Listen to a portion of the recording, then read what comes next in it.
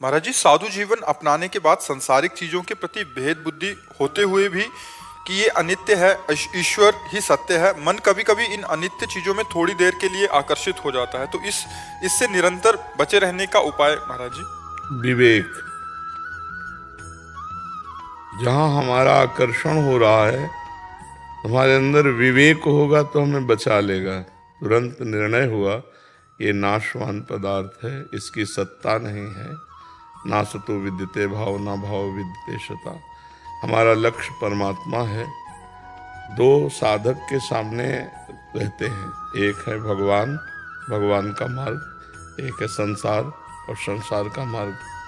हमें पहले निश्चय करना है कि हमारा लक्ष्य क्या है। भगवान, तो हमारा मार्ग क्या है? भगवत मार्ग। फिर हम संसार की तरफ आकर्षित होते हुए मन को सहयोग न दें। ऐसा नहीं कि मन आकर्षित नहीं होगा, मन आकर्षित होगा। मनाकष्टान इंद्रियाणि प्रकृति स्थान करसति। इनका स्वभाव है नीचे की तरफ जाना, नीच गति होना। हमारा लक्ष्य हमको बचाएगा। हमें लक्ष्य की तरफ ध्यान रखना, यह हमारा लक्ष्य नहीं है। जैसे बढ़िया खीर बनी हो, भूख भी लगी है, लेकिन कान में कोई विश्वसनीय आदमी के देश में जहर मिला है तो हम नहीं खाएंगे। ऐसे ही हमारे महापुरुषों ने इसे विषवत बताया भोगों को। ब्रह्मादि के भोग सब विष सम लागताय। यहाँ से लेकर ब्रह्मलोक तक सब मायाकृत है। आ ब्रह्म स्तंभ पर्यंतम सर्वम मायामयम जगत। सत्यम सत्यम पुनः सत्यम हरे नामयु केवलम। आ ब्रह्म भुवनान लोकान पुनरावर्तिनो अर्जुन, भगवान कह रहे हैं। यहाँ से लेकर ब्रह्मलोक तक जितना है सब मायाकृत है। मायाकृत माने जादू का तमाशा। जादू का तमाशा का मतलब स्वाप्निक। स्वाप्निक का मतलब जो दिखाई दे रहा है पर जिसकी सत्ता नहीं है। तो विवेक के द्वारा हम बच सकते हैं। इस वस्तु का आकर्षण हुआ, इसको हम भोगेंगे कितनी देर, फिर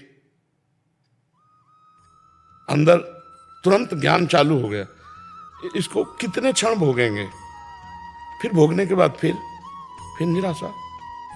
तो हमको शाश्वत सुख चाहिए या क्षणिक? क्षणिक सुख दुख ही नया है, दुख ही दुख है इसमें, और भगवान में सुख ही सुख है। संसार का आश्रय और भरोसा टिकेगा नहीं, भगवान का आश्रय भरोसा मिटेगा नहीं। हम भगवान के मार्ग के पथिक के, संसार की किसी वस्तु व्यक्ति स्थान का ना आश्रय न भरोसा। विवेक के द्वारा हम अगर विवेक की कैंची रखते हैं तो तुरंत काट देते हैं। मन जाएगा, बुद्धि संग करने की आशा से निश्चय करेगी, चित्त चिंतन करेगा, अहम क्रिया करना चाहेगा, लेकिन साधक वही है जो क्रिया ना होने दे, मन में संकल्प भोगों का ना बनने दे। स्फुरना होना स्वाभाविक है, संकल्प बनना नहीं। संकल्प तब बनता है जब अहम उसके साथ हो जाता है। अहम साथ ना होने पाए तो संकल्प नहीं बनेगा। तो वो जब हम विवेकवान हो जाएंगे, और विवेक होता है भजन और सत्संग से। साधन को हरिभजन है, प्रधान साधना तो हरिभजन है, और कै सत्संग सहाय।